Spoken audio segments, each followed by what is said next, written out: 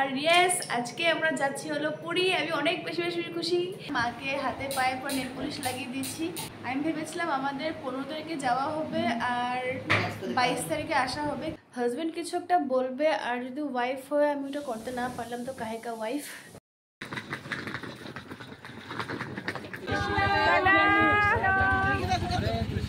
এখানে আমাদের বাড়া হয়ে গেছে ভাত। Good night. Good night. Good night.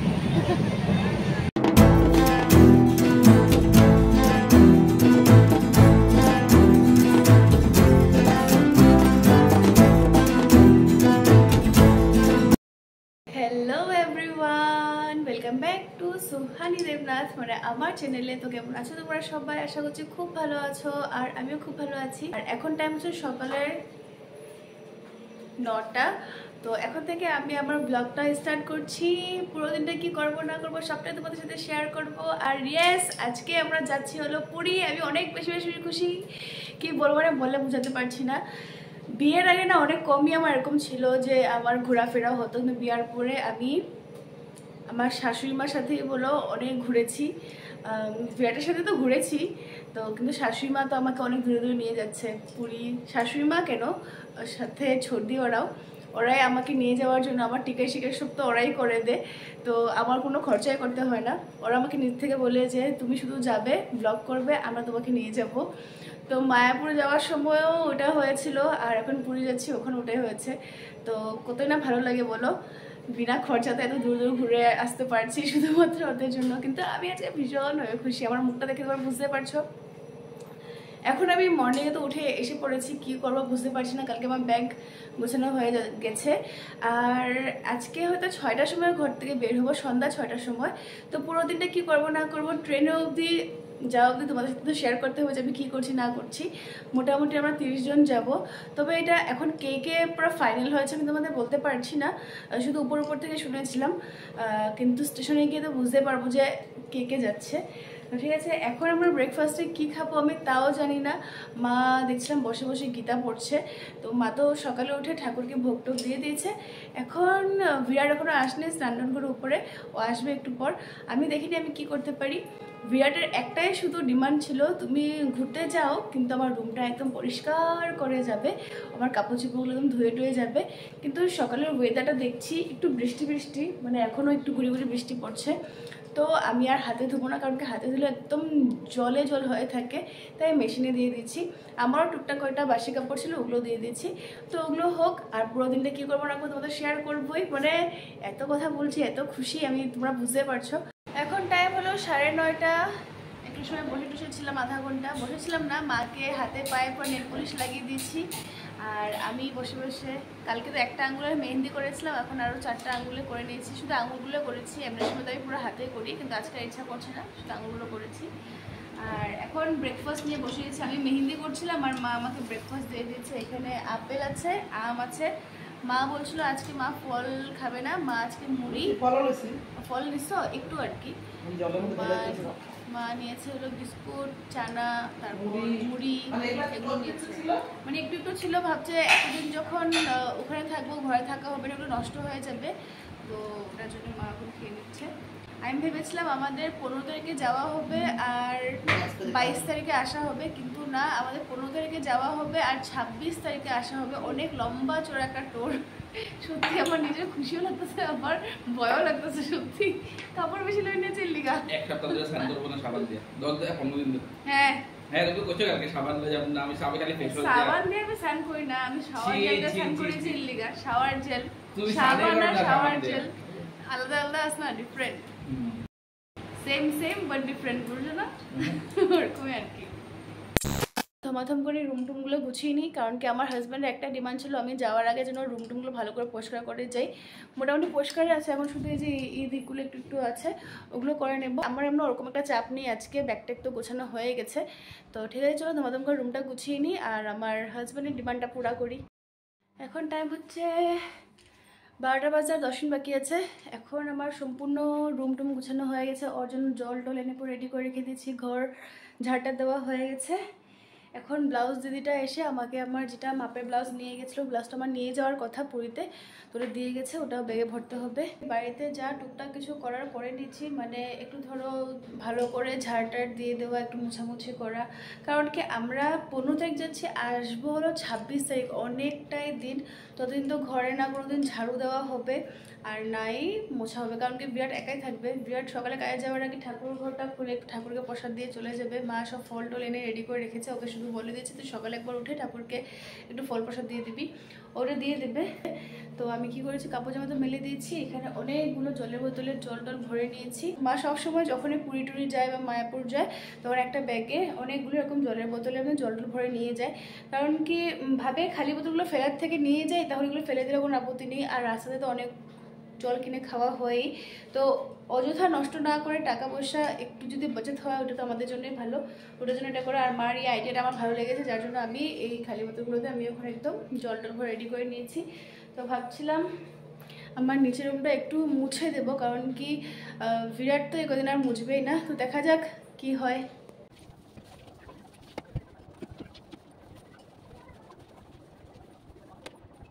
ঘরটা মুছে দেওয়ার পর এখন আমার শান্তি লাগছে। এমনি তো আমি মুছতামই, তার মধ্যে বিরাট যখন আমাকে বলে গেছিলো যে ঘরটা একদম পুরো পরিষ্কার করে ক্লিন করে যেতে, তো হাজব্যান্ড কিছু একটা বলবে, আর যদি ওয়াইফ হয়ে আমি ওটা করতে না পারলাম তো কাহেকা ওয়াইফ।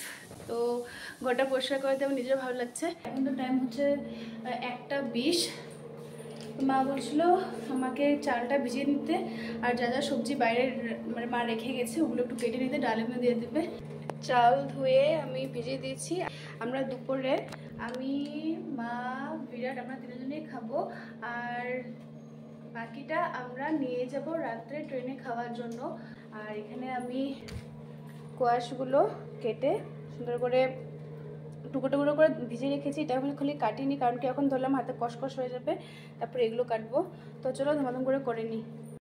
সবজিটাও কমপ্লিট কাটা হয়ে গেছে, আর আমি তো বসাতে পারবো না, কারণ কি আমি বসাতে মা খাবে না, যার জন্য আমি বসাবো না। তো মার জন্য অপেক্ষা করি। রান্নাঘরটাও আজকে মোছা হয়নি, তবে আমি এদিক সব দিকগুলো একদম পুরো পরিষ্কার করে দিয়েছি। এখন মা এসে যেন কোনো নোংরা না পায় আর সুন্দর করে রান্নাটা করতে পারে।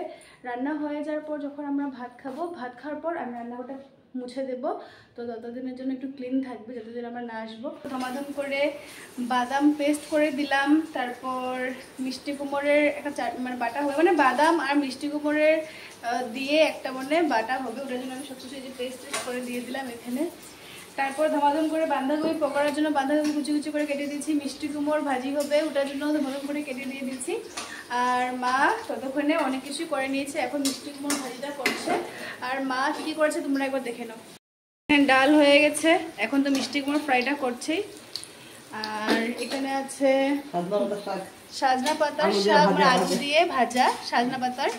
আর এখানে আছে হলো ভাত, আর এখন তো পকোড়া টোকরা হবে এগুলো। মার ভোগ লাগানো হয়ে গেছে, আর এখন মা করছে হলো একটু বাঁধাকপির পকোড়া। তো আমি এখন ভাত নিয়ে নিচ্ছি, চলো এখন খেয়ে নিই আমরা।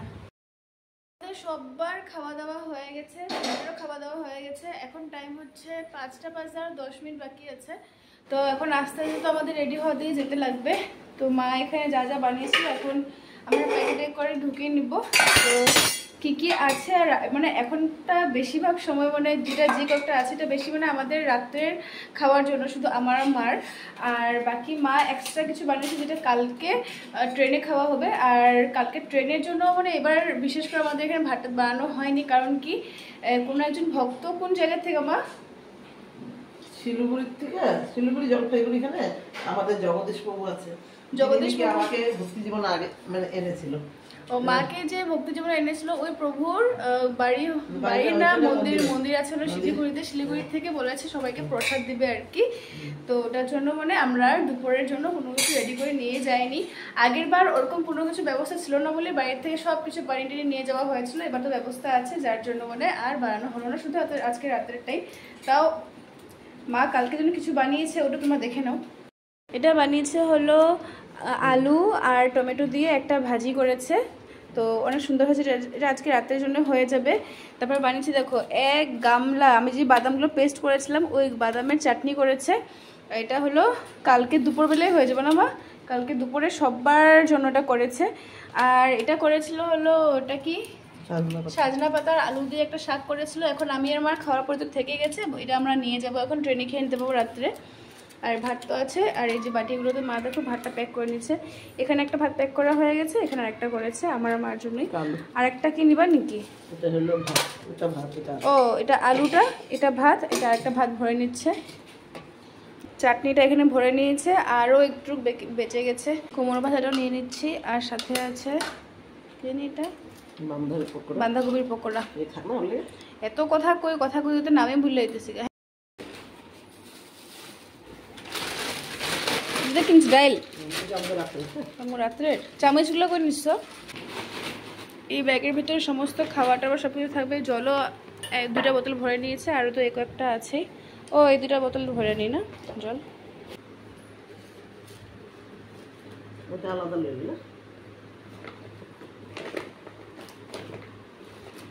সব আটবো এটাতে। এখন হয়ে যাবো।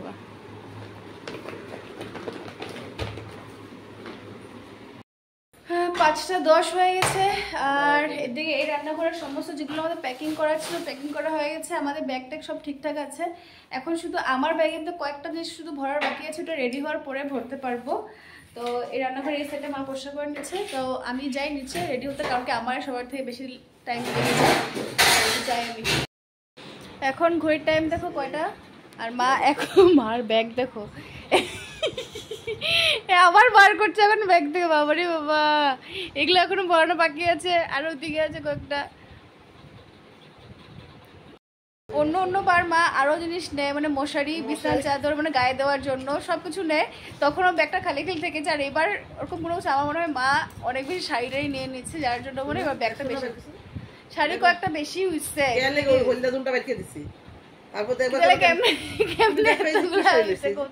আচ্ছা ওখানে গেলে দেখতে পারো, ওই শাড়িটা লুছে তো, ওই শাড়িটা ঠিক আছে ঠিক আছে। তাহলে আমি যাই, এখন তো 5:30 বাজে, আর একটু সময় বাকি আছে। আর 6টার সময় ছুটি রয়েছে। এক ফাঁকে আমরা থ্রেডিংও করে নিয়েছি, ওটা শুধু ভিডিও করতে ভুলে গেছি। থ্রেডিংটা করাতে মুখটা একটু পরিষ্কার লাগছে। না যদি আমি পড়তে লাগে আমার এমন হইব না তোমার পেটিকোটটা। তো ঠিক আছে আমি যাই, তোমাদের রেডি হয়ে নিই। এখন টাইম হলো পুরোপুরি 6টা, আর আমি কমপ্লিট রেডি, মাও রেডি। তো চলো, এই যে ব্যাগটা তো নিয়ে নিচ্ছি, একটা পিঠে নিয়ে নিচ্ছি ব্যাগ দেখতে পাচ্ছ, আর একটা যে হাতে। চলো বেরিয়ে পড়ি, মা কালী দেখা রাখবো সব কিছু। চলো বেরিয়ে। ও দিদি কই যেতেছেন আপনারা?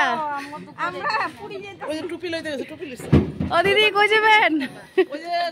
সব লাগেজ ভরানো হয়ে গেছে ভিতরে, এই যে এখানে মা তো ঢুকে বসে গেছে ভিতরে, সব এসে পড়েছে। আর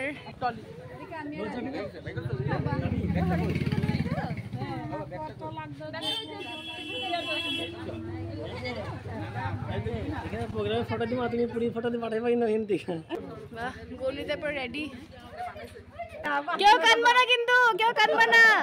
সবাই কান্দু মামা, আমার তো কান্দা হইতাছে। আমার তো ভালোই লাগে না, আমি কবে যাবো, আমার তো বেশি খারাপ লাগবে। হ্যাঁ ওখানে এখনই ঘুরে হরে কৃষ্ণ জয় জগন্নাথ। ওইটা আমার মনে পড়ে খালি কালাই হয়ে যাবে।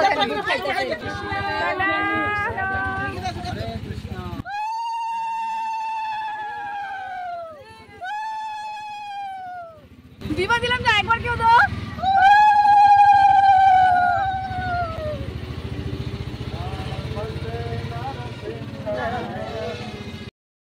পেয়ে গেছি আমরা স্টেশন, আর গণিতা আমাদের সাথে যাচ্ছে।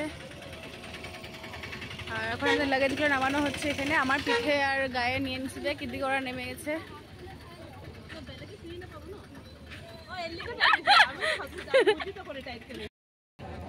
সবাই পেয়ে গেছি আমরা স্টেশনে এখন। আর রাধিকা ঘুমিয়ে গেছে, রাধিকাকে আমি কোলে নিয়ে নিচ্ছি। আর আমার লাগেজগুলো যে নেওয়ার নিয়ে এখন স্টেশনের ভিতরে যাবে।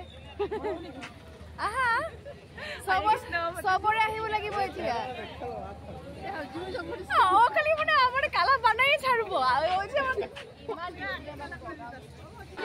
ট্রেনের ভিতর ঢুকে গেছি যে রাধিকা বাবা রাধিকা ঘুম থেকে উঠে গেছে, কিন্তু আমাদের এখন জায়গা ঠিক হয়নি। এখন আধা ঘন্টা মতো লাগবে জায়গা ঠিক করতে করতে, দেখা যাক। ও আমি তো ঘর থেকে কুর্তি পরে বের হয়েছিলাম, তারপর বাইরে গিয়ে আবার চেঞ্জ করে এসেছি। অ্যাকচুয়ালি আমার না ট্র্যাক প্যান্ট পরে প্রথমে আসার প্ল্যানিং করেছিলাম, পরে ভাবছিলাম কেউ যদি না পরে আমি একা একা থাকবো।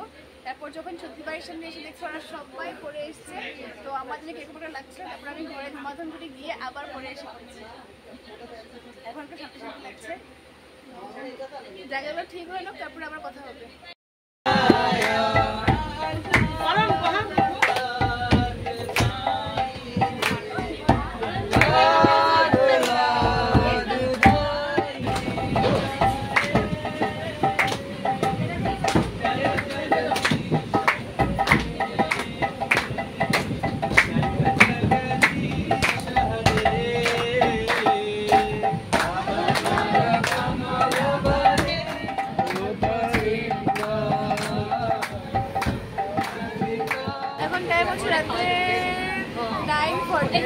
আর সববার খিদা পেয়েছে, আর আমার পেয়েছে তো ঘুম। আমার একদম ঘুমের জন্য থাকতে পারছি না, আমি একদম ধমাধম করে ঠুসবো আর ঘুমাবো। আমাদের খাটেকা খেজানা খুলে গেছে, আমারটা দেখছো?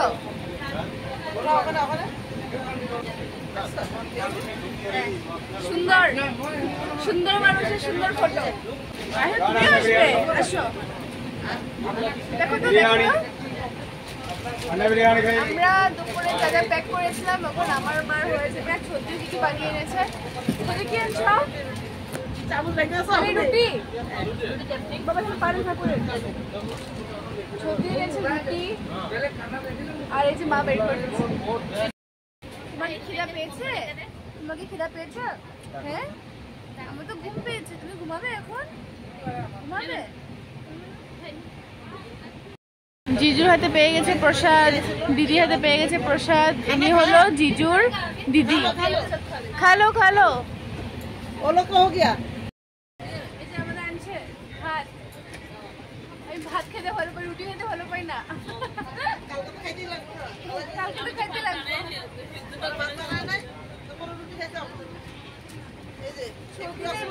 খাওয়া শুরু হয় তো জমি বাইরে করো। এখানে আমাদের বাড়া হয়ে গেছে ভাত আর মিষ্টি কুমড় ভাজি, আর এখানে হলো জানি বাঁধাকপির পকোড়া, আর মার জন্য বের করে নিচ্ছে। এখানে একটু বাদামের চাটনি নিয়েছি, আর দুপুরে যে মা বানিয়েছিল সাজনা পাতার আর আলুটা দিয়ে একটা ভাজা, ওইটা দিয়েছে। আর এখানে আকাশে বানানো একটা আলু চাটনি, আলুর সবজি দিয়েছে, ওটা এখন এটা আমি খেয়ে নেবো। মা এখন বের করে নি মারটা, সবজি ওখানে করে ভাত দিয়েছে, তো আমি খেয়ে নিই। तुम लोग का खाना हो गया ना? हाँ हो गया। तुम्हारा भी हो गया? क्या खाना? हाँ हो गया। তো সববার আমাদের এখানে যারা যারা আছি আমাদের সববার খাওয়া দাওয়া হয়ে গেছে, এখন আমরা ঘুমাবো। তো ঠিক আছে, আজকের জন্য টাটা, দেখা হবে কাল আবার নতুন আরেকটা ভিডিওর সাথে। Good night. Good night. Good night.